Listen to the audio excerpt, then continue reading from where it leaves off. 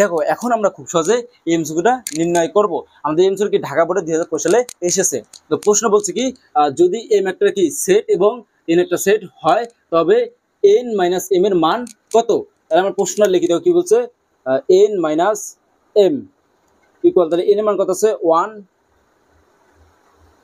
2 minus M এর মান হচ্ছে কি এ বি 1 2। দেখো বিয়োগ করার নিয়ম কি, দেখো আমাদের কি এই সেটে কি অ্যান্সার হবে, কিন্তু এই সেটের উপাদান যদি এই সেটে থাকে তাহলে কি হতে হয়, এই সেটের উপাদানগুলো বাদ দিতে হয়। দেখো 1 আছে, এই জায়গায় কি আছে 1, তাহলে 1 কি বাদ, তাহলে এই জায়গায় 2 আছে, এই জায়গায় 2 আছে, কি 2 বাদ। এই যে কিছু কোনো সেটের উপাদান আছে নাই, তাহলে আমাদের অ্যান্সার কি হবে, ফাঁকা সেট।